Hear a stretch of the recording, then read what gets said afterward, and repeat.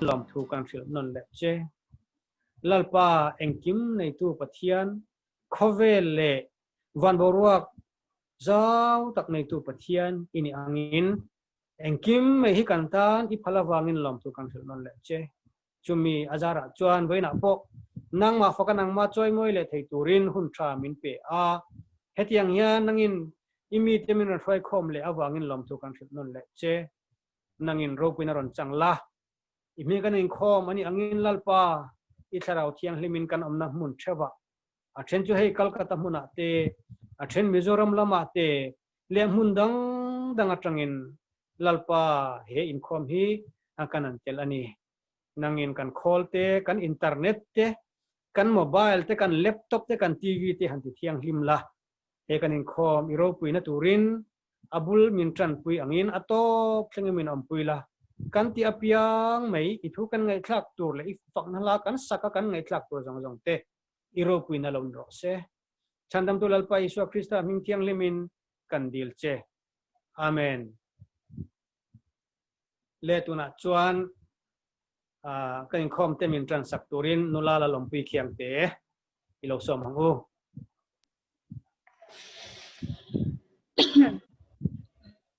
Thiang thiang him ilo ngai thau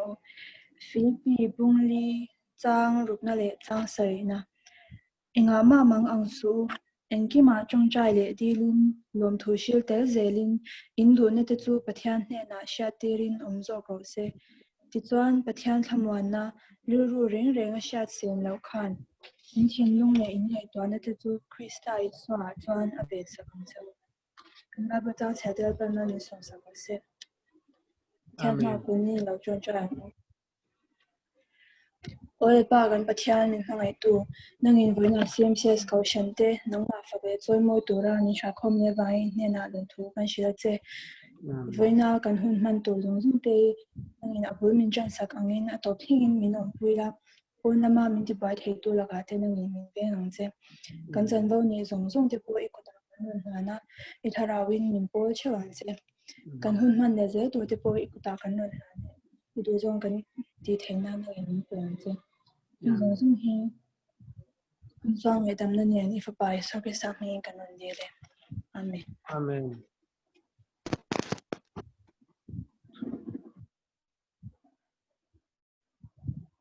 kan zawain pathian kan lo fak ho anga CMCS labu number samre le pakwana khovel tuifen riat zawa hian lungai na ten min hwal vela ti kha kan lo saho anga voina hian kan hla sak tur te hi min ran froi turin puro balal nun tluanga kan han nge na anin min ran froi selatin hemi kan lak hemi kan fak chung hian mani tholom te kha kan rem chan angin kan lo la khom kan lo da khom anga chumi kan he pathian fak na la kan sak zo hian hlan na kan nei don ani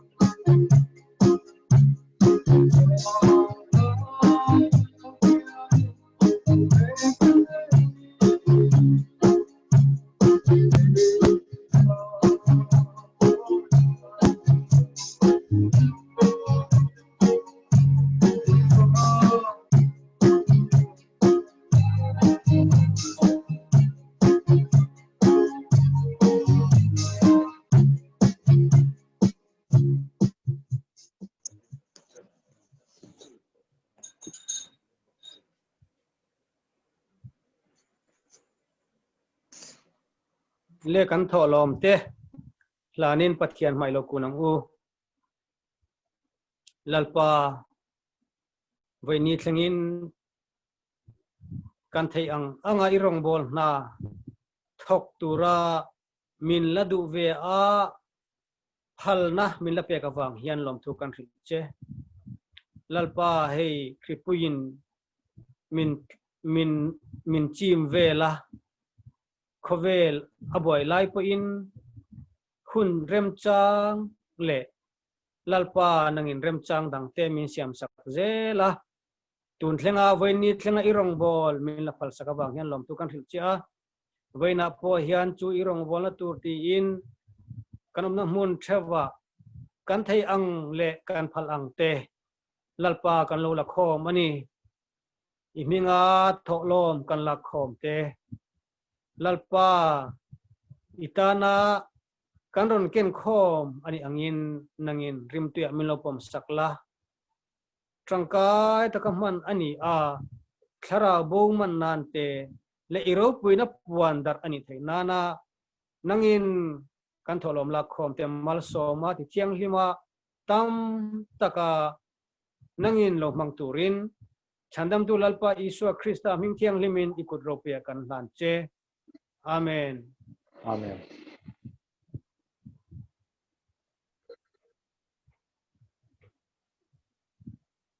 le kuna chuan special item kan lo ngai tha tum to anga amasa in NIH kan zirlaite Pathian fakazai turin kuna ilo so mangu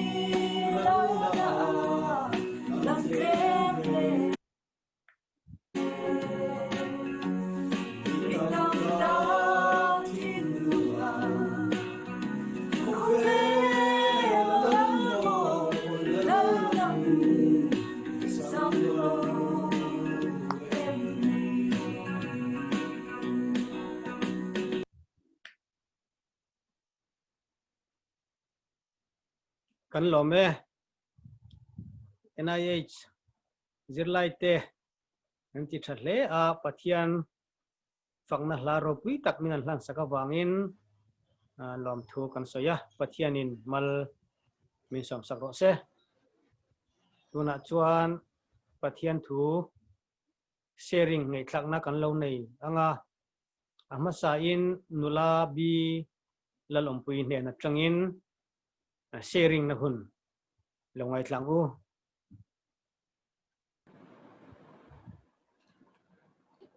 Atangin siya siya thiệt mình thấu lệกันเลยไปส่วนmìnhจะไปกระบอกเวกอาจจะว่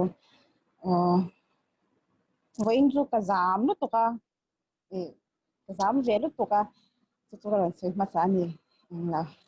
ประเทศทูเราไงครั้งกัลเลติอาบุงาจางสมปรุกอัตรางาจางสมเหตุผลิตเท่งที่นี่เสียจุดที่ส่วนเฮีก็ตีอันนี้ถ้าเราว่ารู้ที่ส่วนที่สัจจ์นั่นจูอินโซมโดนเหล่านี้ที่สาเหตุถ้าเราโดนลำอัจฉริชินถ้าเราผู้อินที่สะโดนลำอัจฉริบกสีชินที่ที่อินตุมที่จูอินที่เทเหล่านั้นจูงที่จูอันอินกัลสีนิมาเสลาถ้าเราช่วยอินจวนดันหัวยจวนอินโลเวทินที่สาธิตที่จูอลังฟีอันนี้จุงจูเฮงฮีอันนี้อินไงนั่นเตบอลโลนั่นเตหูนั่นเตมิเลมเบียกนั่นเตโดยเทียมนั่นเตหวัดนั่นเตอินเฮานั่นเตทีกนั่นเตทินอูนั่นเตอินขินนั่นเตอมชันนั่นเตรินชันนั่นเตอิดซิกนั่นเตจุรุยนั่นเตจุมุนลิมนั่นเตจุดยังเต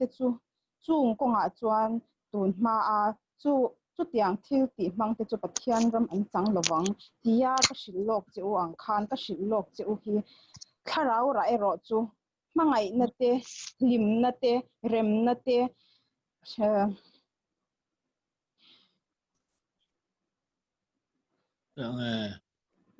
ชัดนั่นเตโดดเทนั่นเตงิ้วเล่นั่นเตรินอมนั่นเตทุนไว้รถนั่นเตอินซูมเทนั่นเตอันนี้โจเกจุดยังกัลโจงินดันทุเปกเร่งอมโลเวดินคริสตาอิสวามิตจวนที่ซาจูอสวลไงตัวเล่จากนั่นจะเป็นอันเข่งเบตตา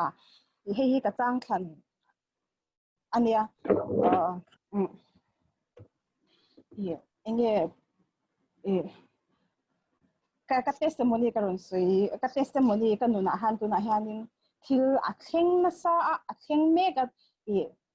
จู่ๆกันสุยโดนะเองเหตุให้ไบเบิลจ้างอาหารกันหัวเฟกอาจารย์ตัวจู่ๆเองเกี่ยมาเงี้ยพวกที่อามาจวนเตะจังอินเองน้องปังสวลน้องปังดงจังชะเรานี่ไงเราสวลนะที่อามีหัวสวลไงเรามิชิงไงจวนเฟลที่อาสวยอินกับเราเสียนะอามารอจูปัจจัยถ้าเราตักที่กับเราในไงเราอันนี้จูข้ามีอยากขันินกุมเรื่องเราเตะจังขันินถ้าเราว่าเฮียนินถ้าเราปัจจัยถ้าเราว่าติข้าอินกับเราออกมาปัจจัยที่กับมุจยังตักกับมุจยังตักกับมุจยังเดี๋ยวว่ากับมุจยังเจลาวุอินนี่เข่งเฮียนกับมุจยังก็ได้ลูตาก็เก๋ก็เปลี่ยนลูตาถ้าเราช่วยกันตักที่กันหนุนที่อินทักดังละมินก็ไงตัวนะก็ทิลดูซงก็จากซงที่อินทักลุกตัวนะเฮียนิน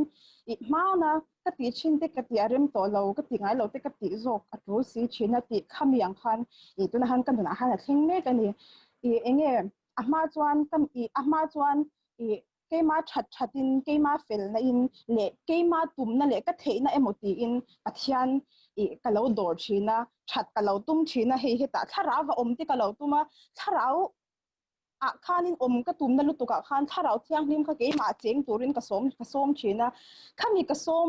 ถ้าเราก็จากนั่นเละถ้าเราก็ดูนั่นลุตุกข้ามิชิงเทนะข้านกับเราเบนซานี่จูอามาไอรอจูมิชิงเฮียนเอ็งมากันเราติเทแล้วว่ามิชิงอินักันติเทเราโจกับอันนี้ปัจจัยที่เราเจ็บนี่ฮาเลลูยาปัจจัยมิงจูฟักกินอมรส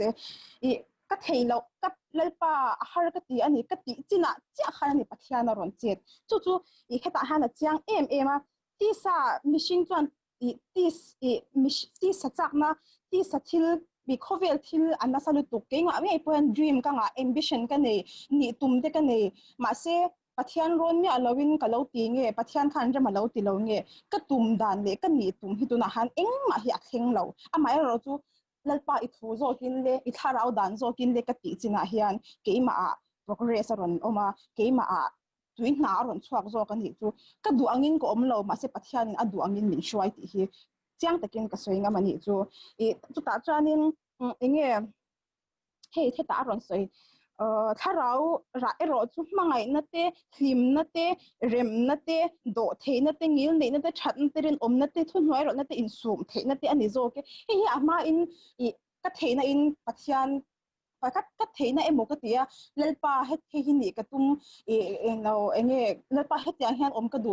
thin zai dam te mangai na nei te ka du ka tia ka tum lut tuk ka ma se ka thei lo ke ma machine na hian ka lo thei re lo ama se thara vina min shwai china hian ke ma hi ni to lovin thara vin min lo ti pui zo ka in sum thei na te I mangai na te lim na te hi ka lo nei chop me ani hi te thara ra soi zong zong hi ka nei vek eng ti lai pon ka nei bik ngai lo amai ro chu a hun te a Pathian hian min ron pe in ka nu na han ron lang chhuak me ani I tam nurse kan nia viral ma tho pe to azai dam thei lo thin che ta ngai te kan tia kan thin tia cheve me ma in hau ve do le te ngai ve thina ma se khatya nga tak khanin zai dam na te ka dil ve thina ka pat ka machine na in he ka lo tum thina ke ma chak lo na lai khama se ka thei lo ani ka thei thot lo ani ma se Pathian tharau zo tin min zir tir min kai shwaya ka le te ka Chawngthu te min ron ven sak to me ani chu hei Lalhriatpuia ka tilu tu ka tun la ya ka nu na theng me ka ni hallelujah Lalhriatpuia ni top me ke ma po han hetiang hian ko nga ka omanga hetiang ang hi ka ni anga hetiang ngai to na hi ka nei anga kahlimanga hlim na in ka khatang ti hi ka lo in be se ngai lo ani chu ama ro chu bel tu dik tak Pathian ka bela tharawa shwai thei turin ke ma ka in pe khami ka in pe ka tang khan ka in pe che tang chia hian ke ma hian tharau kha aron in puang mai ani chu anwam lut tuka enge anwam top en ba he ka engkim he ka feel hi ka feel zong zong hi anwam ve ka ni mai anwam ka ti khan har sat na te mang an na tin min chim boy lo ka ti mi lo ama min chim boy har sat na to ni tin min ron chim reng ni tin dar ka tin khem na te hian mo ama ai min ron be na salut tuk ka chak zo ngoi ka du zo ngoi ka I zo ngoi mang hian min ron be in min ron kernget ni ka ni chu ama ero chu Pathian ka lo mangai ve to na ka lo vun that na khan trong trai nên ka be ya lalpan miron ti sak mai ani miron ne dan min zir tir mai ani ki man ka ne thei lo ma se Pathian zo kin ne dan miron zir tir mai ani chu Lalhriatpuia hi ka til tu ka ma chuanin ka day off te hianin enge kan lo chaw ve nen dam lo bai pui tu tin om lo he mi dang bai pui tu om lo chan mut ngoi te ka chak ve china ka mu ngoi china ne ka mu ngoi ni lengin mut ngoi ya mu ve ente kha day off man nuam dan bera ka nga ya ama ero chu tu na chuan ani to lo ani to mi a lo Pathian thu ka ngai tha Pathian fak na la te ka ngai tha Bible ka chera tong trai na ka tin na saboka kha alo nuam zo ka ni ka mut ngoi khan ka taksa dam pha lo ka ha dam pha lo ka ru a thamwan pha lo ama ero chu Pathian ne na ka din pol tama Pathian ne na ka din biak tam hian ke ma hian chak na ka nei ya shisel na ka nei ya hlim na ka nei ni ti hi karon soi du ani ke tu na hianin ka shise ka har wang lu tu ka shise lu tu Pathian cha Lalhriatpuia ro se ma se lalpa cha Lalhriatpuia ro se covid kan me sha tira enge ke ma enge shock thip te lunat te ang complication no kha ka nei chin ke ma ka ring hel chin a chan chu covid ta ka duty awangin ka in ring hela ni tin mai khan ka hlau thong chin ani ama ero chu tuna chuan mo ka shock te hi thip to ngai lowa ka lu ti anat pon anari to ngai lowa ka chau pon ka taksa a chau pon kamuwa dam nei zel to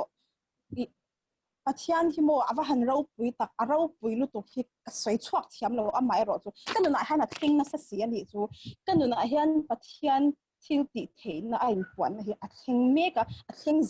zel turin ka du bu ka ni chu chu enge indona lalpa indona ania ne na chu lalpa na chang zelang ne na keima ne indona kapuang ne na kapuang keima ringot hian indona le ne na kapuang theiania Lalhriatpuia hi ka tilu tu keima mim entina mi puizinga le speaker te nemo indona chu lalpa indona ani ne chu lalpa ta ani kan tia kan awral thup kha keima mi mal hian kapuang theianga ka ti theiang ti hi ka ring ngai lo amai ro chu mo lalpa I swap mingin indona kapuanga ne na kapuang zel vu in ni thing hian ne na ka lapuang zel lalpan ne na achang zel ani achang zel bukang chu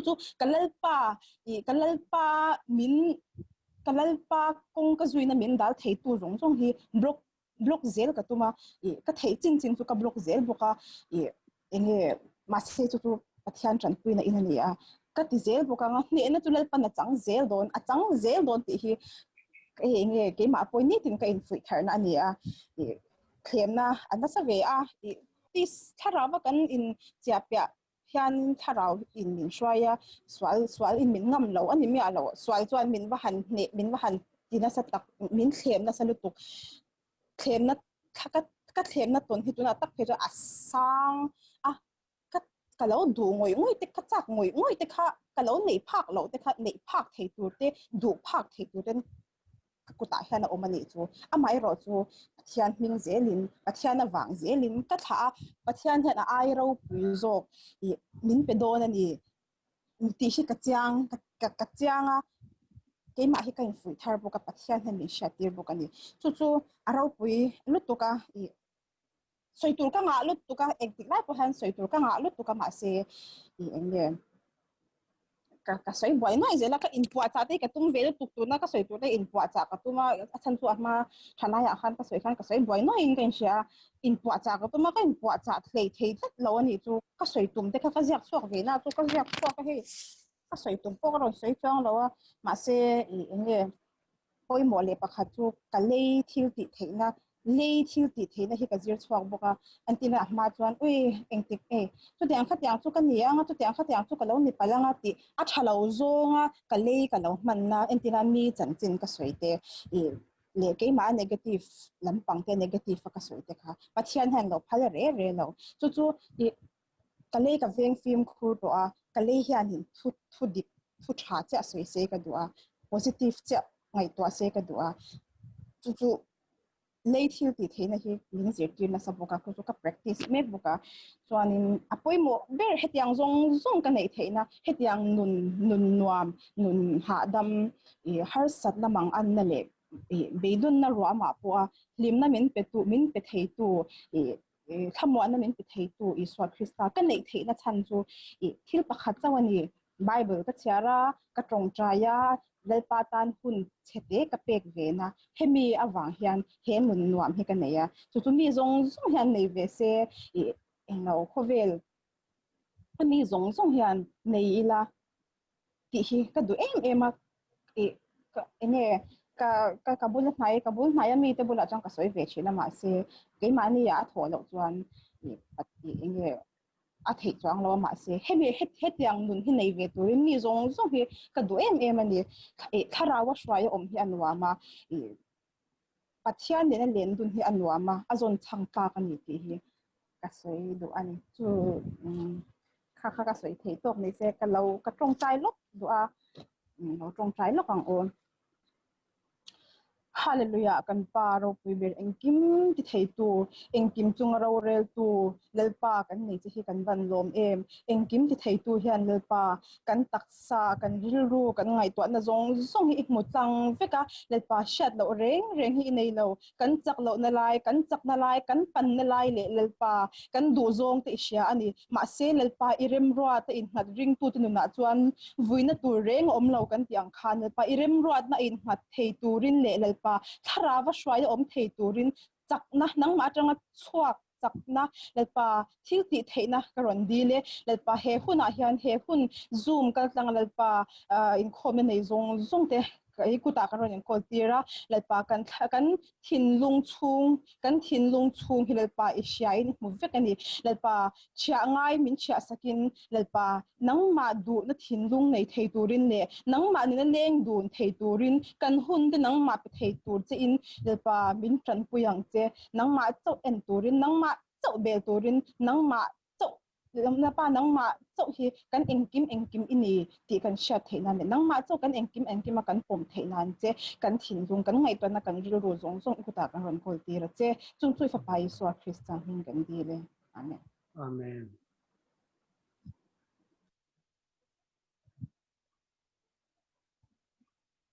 Amen. Pathian Lalhriatpuia berro se. Judy Zomawii ne na tlangin Pathian thu Lalhriatpuia tak mai kanan ngai thla a. Pathian that zia. Pathian thil ti thei zia.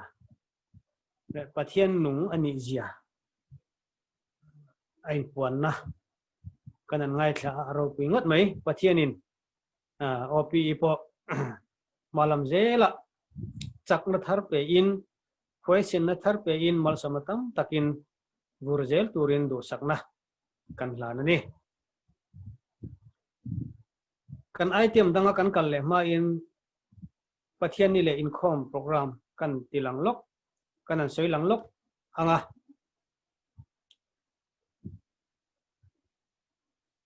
October ni som pariat sang ni le som ni Sunday school Inkhawm Pathian thu zirhona kan nei dona Hruaitu turin Reverend Lalhmun sanga superintendent anianga tin Ṭantu tlangwal Vanlalhriatpuia special item hi pula sang lurale achung te na tangin kan bei sei anga tin hemeni hian Ezra bungsom chung kan zirdon ani Pathian thu te min zirtir turin pu Vanlalhuma Sunday school superintendent secretary ani ang tin kan hriat wangin Sunday school kumbula tangin kan zira Ezra ni kuma kan zirban kan zir ani ka Pathianni le hi tunkum sang ni le sommi chunga Sunday school kan zir nung ber ani to dona chu wangin member 10 manirem chan angin mani lama te po lo chiarin Pathian thu Pathianin ami te a hruaina Lalhriatpuia takani ti hria in thanem ngai taka Sunday school zir hi lo zir turin kan han som non le a kan Hruaitu ten zona teron siamin November thla a exam na te anmuran ba se sakdon ani chu member te hriat turin kan an puanglok ani tin voina hian kan khotwala mi thi kan nei awangin kan thalai te an boi me kan ti kha member te hriatatan kan an soi tin nimina ai pi Marilyn lamkhonei anu PR pi ro khumin ar khumin min lo kalsan awangin khwar chungte kan ti thin angin thanem ngai takin manirem chan angin trong traina te lo chanjel turin member te kan hanin nge na khwar chungte Pathianin ompuin thamon zel se ti hi kan do sang ber kan hlan bok ani tuna chuan Pathian faka zai turin Captain Timothy le achungte lo somango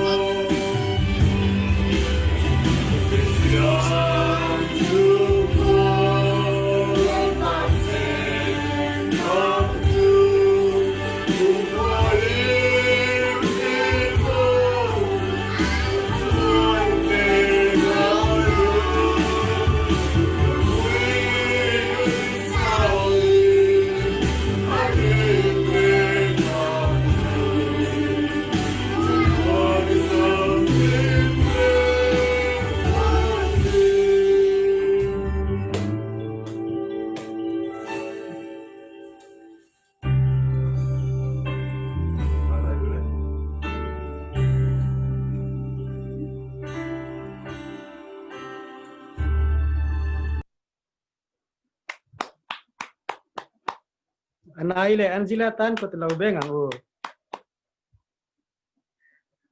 e kha alom hle mai an thiam hle mai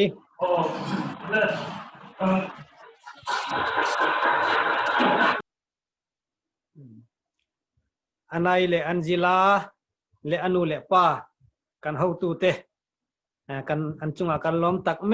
mewa Pathian ro pui bersela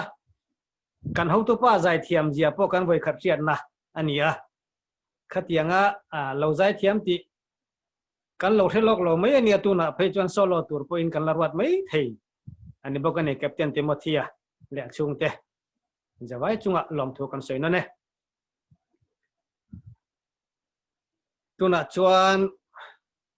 Pathian thu sharing nei turin pi Judy Zomawii mi lo som liang o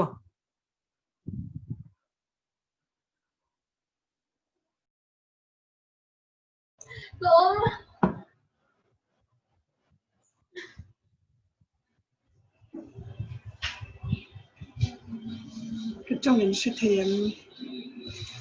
xuất hiện hey căn trăng va liền đi hành thì bói lệ lúc cả vì na CMCS Inkhâwm chim tu zong zong te kan dal pa iswang hin chi bai ka bu chuwa vì na ka sharing nei tu hi Friday zan khan and secretary union Srila nyalwal nin ka shelawa ma ro chu ka hupur lut to kani enge ka soyang le ka tia ka sha rola ka pom rol chuan ka re ro chu si om nei na khata enge mo ka soyang o tin ka om hinwam theilo ani kan in buat sai do ka in buat sai le theilawa nibin chuna te po kan ziak ve a ma se engma hi ka ziak chuak theilawa ruma te kan in khârna ve a chuan ma sengin chuna khanin kariru a hian ka thinlunga hian Christian labu number za somnga palina lungai ni le lom lai ni a hian lali swan min ngai sak na yan buai na ten min chin ka kong sei lo ka lo chaw ta purik tak nen ti hi ka thim mu a hian a ri tut me a chuanin kan sale ria chuwa chutia ang chuanin he thu hi keima tan ka testimony share na tu man ra tan lalpan min pen in ka share a chuwan chuan he min hang hian testimony ron share ka tum don ani busain Pathianni ka Khiangte ni milongai thang u mathai bu som pakhat changsom hi paria ta changa changsom thum zo hian nangni thokrim le purit phur zong zong te u kan hne na local ula kiman ka churti rang chu u kan hong kolbat ula kan hne na zero u chunhoi rol le rilrua in ngai tlom tak kan hi hi chuan in tharau tan chorna in hmu ang kan hong kol chu anwama ka phur ko azang ani ti hi thian ma kunin tong chayang hallelujah hallelujah lalpa kan Pathianni Hruaitu lalpa buina hian ko shen ho te ma lalpa ka testimony te share ka tuma lalpa ke ma hi chuan meeting ai thak le sia thiam thei zong ka soi thiam lo wang ti ka sia ni ma sila lalpa nang man thuron soila ka leile ka mangin lalpa nang ma ron in kwang swak la nang ma ron in choi moi la ngai thatu te ta na lalpa mal som na alo ni theina turin in hena kan lalpa I som hin ka ron di le hela hi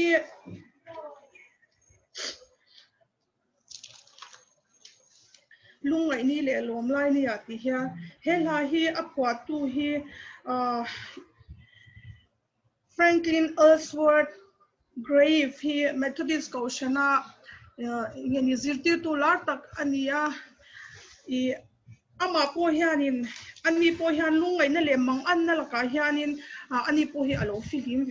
filim big reng lo ani an chung kwa har sat na tam tak an to ka tin achung te zong zong in kum som li mi lek ani lain an boral san vek ani chutia anga lungai le shum taka a umlai chuan mishing ten har sat na kan to a kan lungai em la ya keima ania zona lo thin enga tinge le lalpa hian min hoi san ta emmoni le enge ka ti swal ti te keima ania hian zona tam tak alo thina kha zona shilfia na kan nei theina tur ta na Pathianni huzia le ama rin chan chunga engi ni aron puan chwana la ani a aropui ka ti em ya lali swa hian ama ring tu le ama nei tu te ama in hat chat te hi thamwan na min pe thina ni khuvela hian mishing te hianin lungai na le har sat na te hi tok lo tu kan lo heng hian min ti shom em thina kan nun te hi tin meeting te hi har sat na le mang an na tok lo hi kan ominarin lo ani nun puang pura kal chho hi chu an hi ka ring lova chu te ang chuanin har sat na tam tak hi tu po hang kan to ka amaro chu khang kan har sat na pumpel na ngani tal chhuana khang kan har sat na changa tal chhuwa ka kha har sat na paltlang tura I engani khamwan na kan zonda na ro hi chu ai ang lo sa em ani thren khat chuanin khovel thila engani zule sa ate rui thei thila me chat mi patna ate sumle pa ya te khate angkhan an tlan thina nima sila heng khamwan na khovelina ape khian khamwan na tak tak hi min pe zo chuang lo ani I lungai na atopa chuan lungai na le she omna alo thleng thina chuwang chuan kan khamwan na tak tak chulal iswa hian a omani ti hi alang chiang em maya he la kan hua po hianin lal iswa hian amma kan bel chuan min engtiklai po hianin min ngai saka min ompuia min khamwan hi a in pe rengani ti hi chiang takin langa na china kan Bible chang chiara po khan kan phurit zong a hne na kan thlen chuan anin min lo chhok jang khai don ani ti I kan chiar ani tin kan pathian thua chuan johana pung som pali chang som thi pasaria khan khamwan na ka pe chu khove na pek angin a pek lo chu hi in thin lung bang ang su se hlau pol hlau su se min ti ni khamwan na nge tok chulal iswa chu hian a omani ti hi kan pathian thu hian min shil na se ma engani ama a in hata khamwang turin min ama kan bela a hena kan in ma che chuan khamwan na hi min pek hi adu ani ti hi athua po hian min tiam na sa hle ani keima ni thu kwa chanchin hi tlem azong han share ilangin kum sang ni paruk le sang ni pariat inkar chunga khan chuan kan chung kwa han har satna thina te natna te tin engeni khosak dam chung khosak ngai to na awang buai na te fisel na lama har sat na te chu te ang chan min bom na sa ani chumi hun lai chuan kan nu ni a room tak zeta i beidun na sa tak hi ke po yang kan nei thin ani ma se chumi huna po chuan lali swa kan nun ke chia kan lali swa kan bel chuan lalpa hian min ompuia min khamwan thin ani ti hi cha takin min hmu tira Pathianni hanin chu keimani chung pa khatyang har satna kan han to khanin beitong le chawa kan room lai po in zona alo thenga inga tipik nge nyang le inge ka ti swal le ti te molal pa hian min hoi san ani hi a fair lo lu tu khovelity cha hi ka nga thin ani ka beitong ngoi thin ni ma sila chu mi huna chuanin mi thanem ngai ten na sa takin min tong chai puya chuta chuan kalung oi theilo na keima a ingeni keima masial taka kan shi omna awanga pathian ka dem mai na ang zong te kha la kyani na lo om ta amin min tong chai puina sa ma chuta chuanin khamwan na keima nia alo theng ta a ti chuanin lalpa hianin khamwan na nasa takke mania aron thena chutia ang chuanin ingeni kan ke mania hian mo phurna I hlen tur min pe amma kan nei theina turata na man ruwa min pek ani ti te min han shat fia tira tang chuan kan nun po ke ma po alo har chho vele ti chuan lalpa ina amo phurna min pek ani ti ka shat chua he hi ka hlen nge turani chak tak le huai takin ka omjok turani ti chiang taka min shat tir tak nuwa lalpa ka bel tak nuwa chuan chu ka har sat na chuan kan nun ati gwai talova ta chuan lalpa hian ka ti tura ka ngeni ka missionary na tur ani ti min pek ani ti ka chia na tang khan khang ka phuri zong te po ka hadam taka nun theina min peta ni in ka sia hei lungai na te thi na huna te buai na ten har sat na ten min han chin chang po in lali swa hian min ompui reng thina ni ti hi atak taka kan chan hi aro pui ka tilut tuka chu ka han soi chuak du Pathianni hianin keima mishing ti theina atang hi chuanin hlim ngai na po hi omin ka se thin lawa ka lungai thin ma se lalpan min ompuia lalpa ka bela akke bula ka thuklu chuan lalpa hian ka har sat na te ka mang an na te ka phuri te hi min chok jang khai thina chuta chuan ha na chung te mo lungai chung kyan ha dam na tak hi min lo te thina ni tin tun thai lo ka keima nu na har sat na enge mo thani liam vel ta khanin har satna hi ka nei ve thina chuta chuan keima to ka chuan a har sa ve ni kamang anga kanun hi a rum ngoya ka lungai ani chuta chuanin kanun hi a chaw ma career ro le ka taksa hi anna top me ni engma hi ka ti hlei theilowa ka office bang hi chu ina hi chuan ka mu top me ya engma poi ka ti hlei theilo kanna career ro pa ka ha ka taksa hi anna me ni chuta chuan lalpa bel na chang kha kalo shele kalova keima thei ang khan kalo fight ve ni masin ka har sat na khan min kyan san thei reng lo me ya ti chuan tlai khat chu ka tharau nu ka ti me ka pi hian min on phone na har satna itok ani mo lalpan min sha tira chungtrai pui ingai na sa hle mei chak tak le white tak khan ro lalpan om pui che nia o I ti chuanin I engeni lalpan hian a khan tlulu top meila chu cha chuan lalpan a om pui don che lom ati chak don che lom ti hi miron shil ani mase chu ta po chuanin lalpa ke bulat kluk lu ngai na poi ka she to lo chungtrai te har sa ka tilu tu kani ni ma se la chu ta po chang ka har chuak thei chuang lo ni chu mo kan nal lu tu ke ma hi ma sengin kar khat nu vela ha miron beleta chu ta chuan I har satna kha chu tiang atang chuan ania ti hian ro shil ta ni chu khang de zong khamo dia bola man ruani kha swalin ape na che ni ti ishelova I lo fight ve anang ma khan I swal man ruwa ve kani kha dia bola khan ti na che ati chau che tu malom enga tinge lalpa kha bel te che pathian fa ini a pathian in asia che a I har satna zong kha asia a lalpa hi mo lali so hi inat na khan alo na ve sin min ron ti ni chu lali so hi inat na khan an na ve a chu wang chuan ke pon he ta mizoram atangin inat na kha chungtrai pui ngai thu kha kalo she de sinaron ti ta ni chu ta chuanin office ka omlai hian ania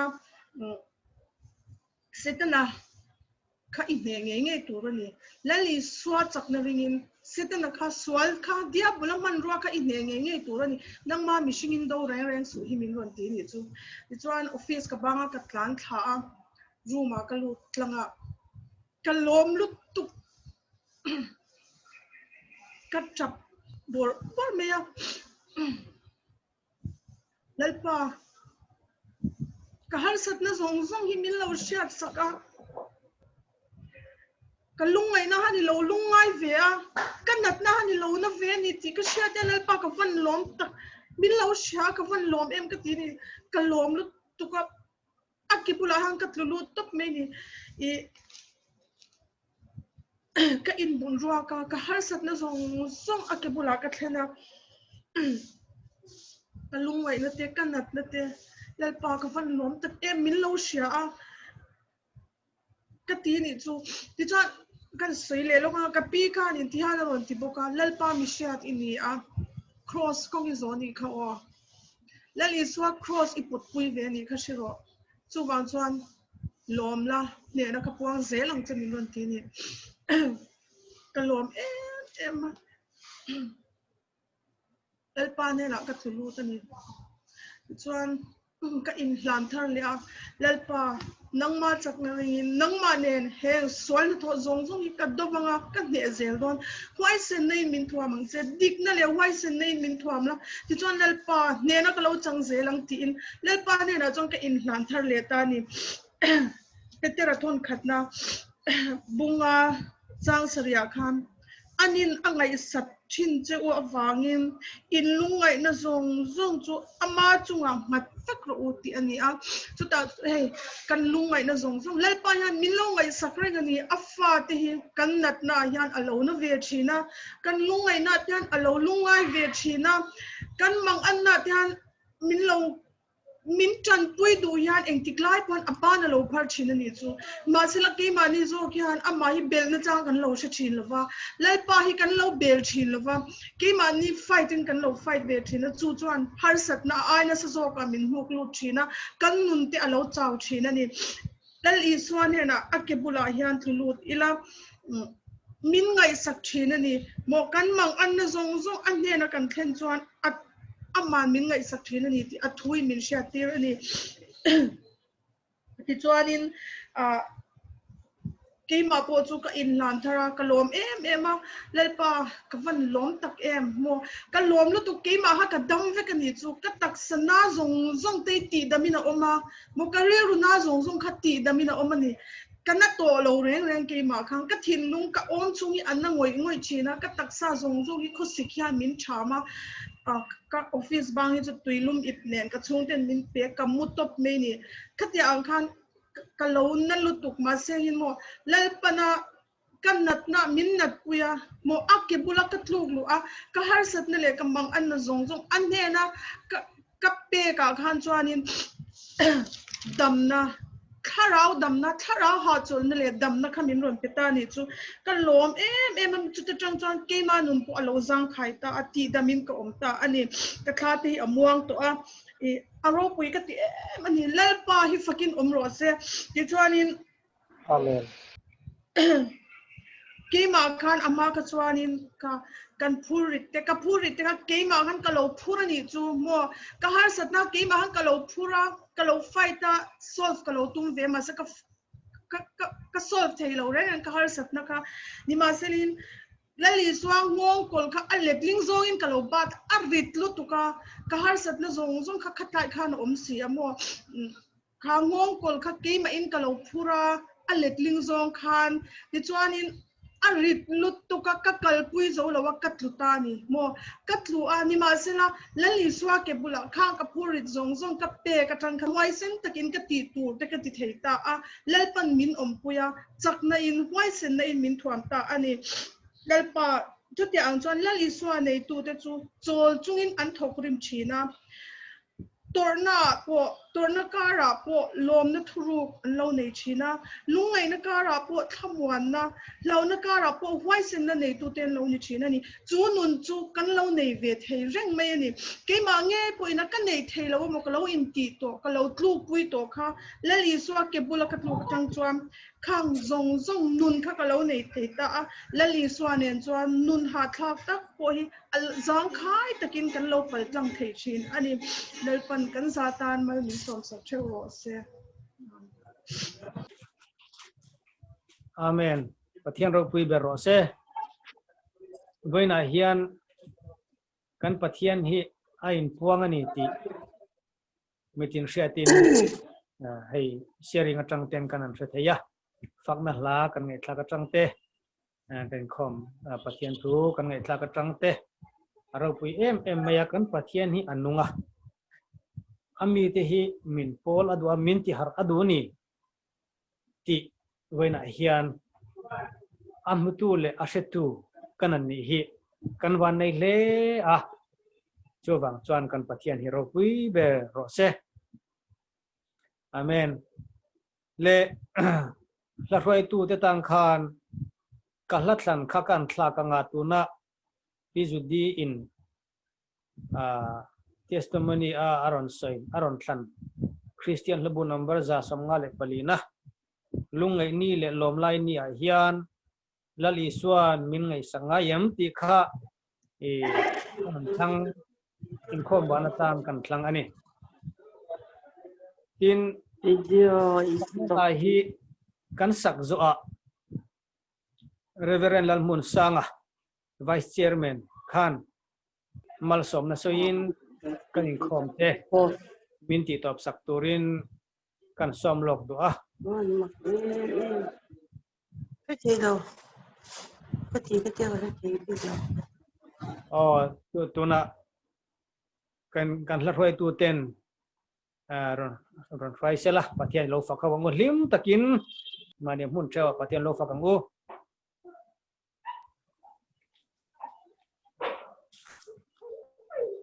Video is stop. Không phải video. Video.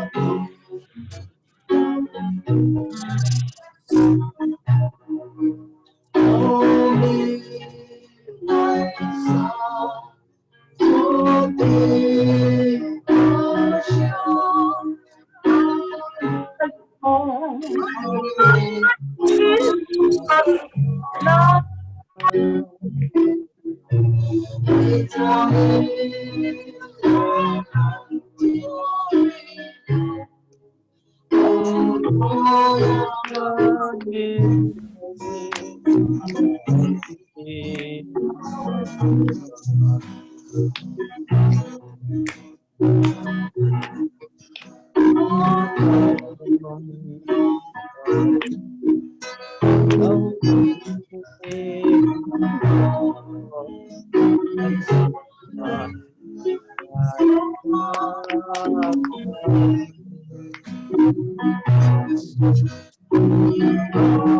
a video top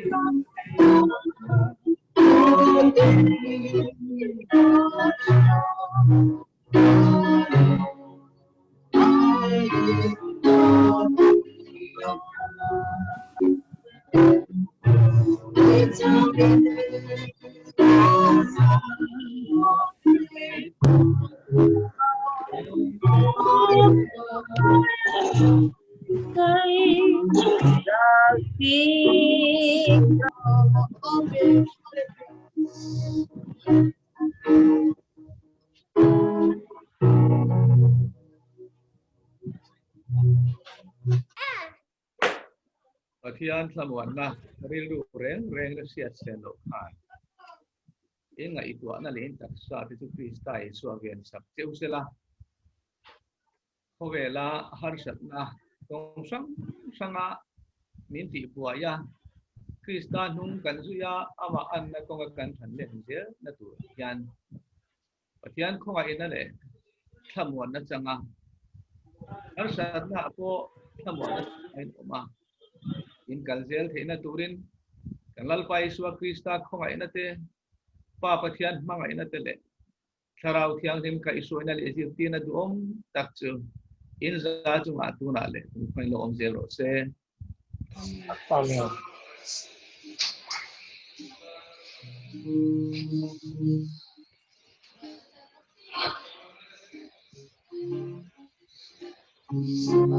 Kering rau pui le mai. Mai no me. sharing ở đâu quý khóc mấy đi lại cái gì thế Gia lai trên bàn vai chăm thì quét liệt thì Gia lai chăm đóng tuổi quen dân vẽ rồi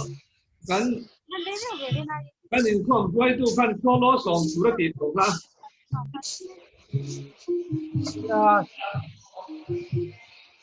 November kalau ngajuan kan solo sih kong.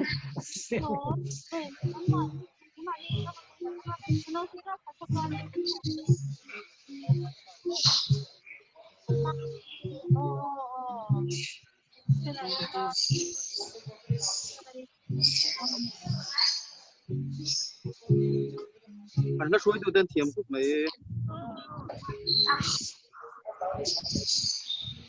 sharing ở luận này